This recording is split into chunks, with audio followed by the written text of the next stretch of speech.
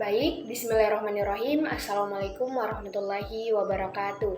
Perkenalkan, nama saya Kasra Agustina dari kelas B dengan NIM 2303055000038. Nah, pada kesempatan kali ini, saya akan membahas mengenai konsep dasar timbulnya penyakit menurut model roda atau WEL pada mata kuliah epidemiologi gizi yang diampu oleh Ibu Irma SKM MKes.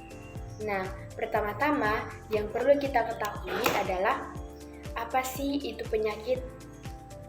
World Medical Dictionary mendefinisikan bahwa penyakit adalah kegagalan dari mekanisme adaptasi suatu organisme untuk bereaksi secara tepat terhadap rangsangan atau tekanan, sehingga timbul gangguan pada fungsi atau struktur dari organisasi atau sistem tubuh.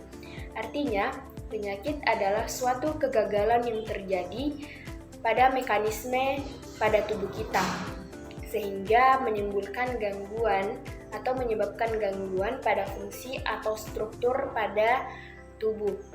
Selanjutnya masuk pada konsep dasar model roda atau WEL. Konsep dasar timbulnya penyakit menurut model roda atau WEL adalah hubungan antara manusia dengan lingkungan yang digambarkan sebagai roda. Nah, konsep model roda yaitu mengidentifikasi berbagai faktor yang menyebabkan penyakit tanpa mengutamakan peran agen. Artinya, konsep menurut model roda ini bagaimana kita mengidentifikasi atau memeriksa, mencari berbagai faktor yang menyebabkan penyakit dengan tidak mengutamakan peran agen atau penyebab penyakit seperti bakteri maupun virus. Yang kedua yaitu besarnya peran setiap faktor tergantung pada jenis penyakit yang bersangkutan. Nah, yang kedua yaitu besarnya peran setiap faktor tergantung pada jenis penyakit yang bersangkutan.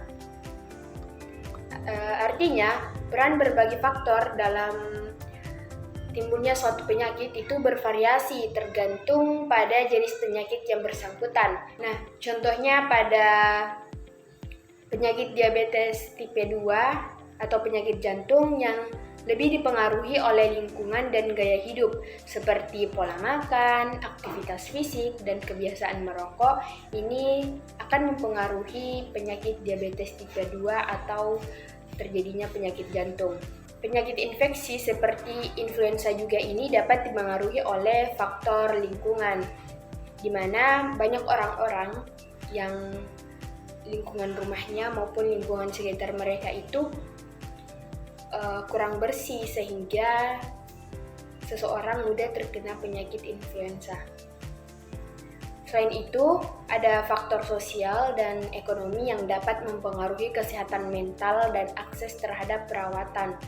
Sementara dalam penyakit autoimun, gangguan pada sistem imun merupakan faktor utama.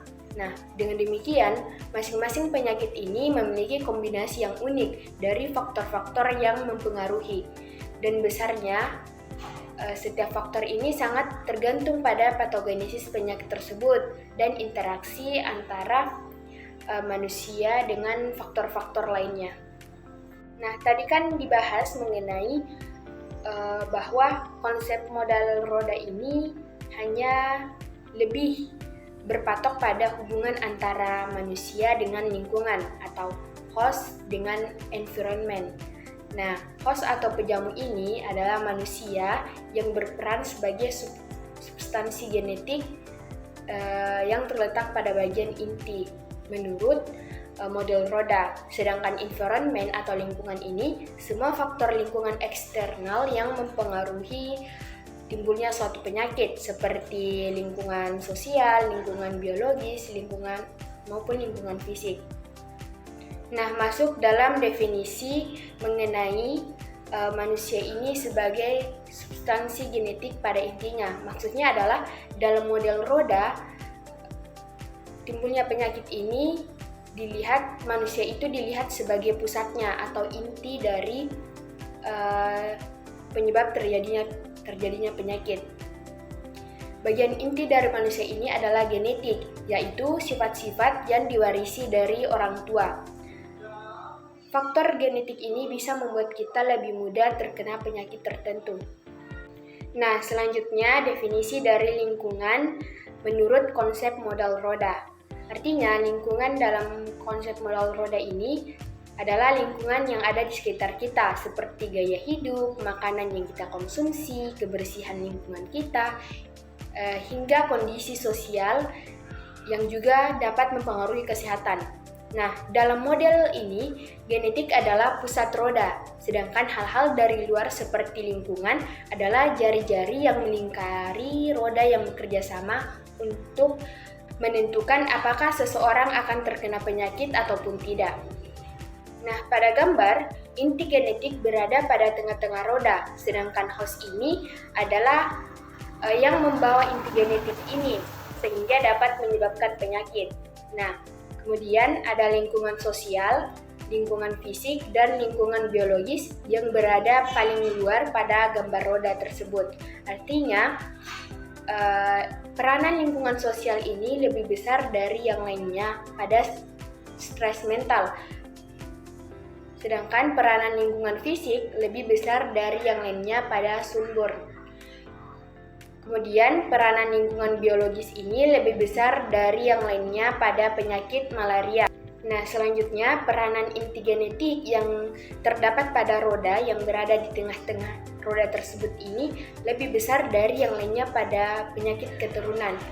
Artinya, inti genetik ini yang paling berpengaruh terhadap timbulnya suatu penyakit. Maksudnya adalah inti genetik ini yang pusat dari terjadinya suatu penyakit karena dapat disebarkan melalui keturunan. Nah, selanjutnya yaitu mengenai interaksi antara host atau pejamu dengan environment atau lingkungan. Nah, interaksi antara manusia dengan lingkungan ini dapat mempengaruhi keseimbangan pada tubuh. Interaksi antara manusia dan lingkungan ini dapat mempengaruhi keseimbangan tubuh.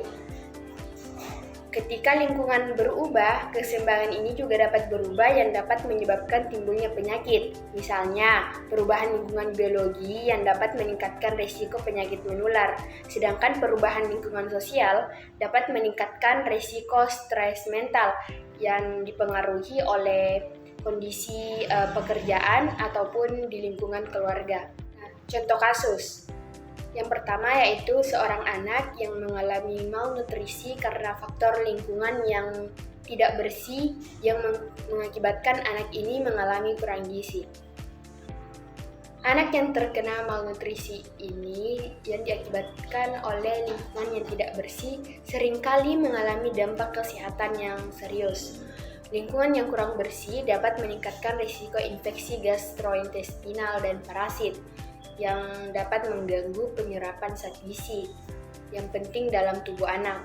Nah, paparan terhadap air yang terkontaminasi ini, sanitasi yang buruk dan juga higienitas yang rendah dapat menyebabkan penyakit diare dan infeksi usus lainnya yang mengurangi nafsu makan dan mempengaruhi penyerapan zat gizi sehingga terjadi malnutrisi pada anak. Contoh kedua yaitu Budi, seorang karyawan yang sedang mengalami banyak tekanan di tempat kerja. Bosnya ini sering memberi kritik yang keras dan ia juga merasa tertekan karena bersaing dengan rekan-rekan kerjanya. Nah, hal ini membuat Budi mengalami stres, sehingga dia mulai sulit tidur, kehilangan minat terhadap hal-hal yang biasa ia sukai atau hobi dia, dan merasa cemas secara terus-menerus. Nah, lama-kelamaan stres yang dialami Budi ini berubah menjadi gangguan kecemasan bahkan depresi. Nah, dalam kasus Budi ini menunjukkan bagaimana tekanan sosial dari lingkungan kerja dapat mempengaruhi keseimbangan mental seseorang dan memicu masalah kesehatan mental. Nah, selanjutnya yang terakhir yaitu kelebihan dari model roda dalam konsep dasar timbulnya penyakit. Yang pertama, melihat penyakit sebagai hasil dari banyak faktor. Model roda ini menggambarkan bagaimana suatu penyakit itu terjadi karena interaksi berbagai faktor seperti genetik, lingkungan, gaya hidup, dan mikroorganisme. Jadi, penyebab penyakit itu bukan hanya satu penyebab saja, tetapi banyak penyebab lainnya. Yang kedua yaitu membantu memahami cara pencegahan. Dengan melihat bagaimana faktor-faktor ini saling berkaitan, model roda ini dapat membantu dalam merancang strategi pencegahan yang bisa kita lakukan yang lebih efektif.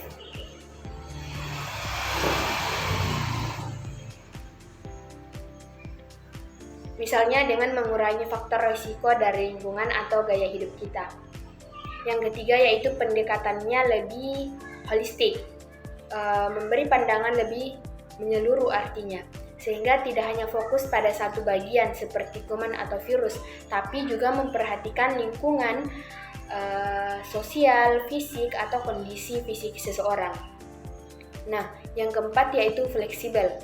Model roda ini bisa diterapkan pada berbagai jenis penyakit, baik itu yang menular atau tidak menular, karena menekankan pada interaksi faktor-faktor penyebab penyakit.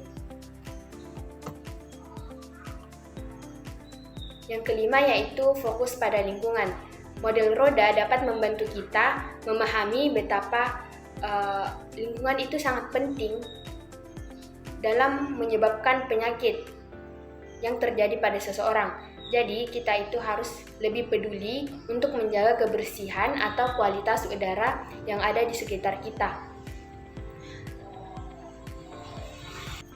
Nah, yang keenam ini kita dapat memahami hubungan antara penyebab penyakit. Model roda ini memudahkan kita untuk melihat bagaimana faktor-faktor seperti genetik ini, gaya hidup, dan lingkungan saling mempengaruhi. Dan ini juga dapat membantu kita mencari solusi yang tepat untuk mencegah atau mengatasi penyakit melalui lingkungan seperti lingkungan fisik, lingkungan biologis, maupun lingkungan sosial kita. Nah, itulah tadi penjelasan dari saya. Semoga apa yang saya jelaskan dapat bermanfaat dan dimengerti oleh teman-teman sekalian. Kurang dan lebihnya mohon dimaafkan. Wabillahi taufiq wal hidayah. Wassalamualaikum warahmatullahi wabarakatuh.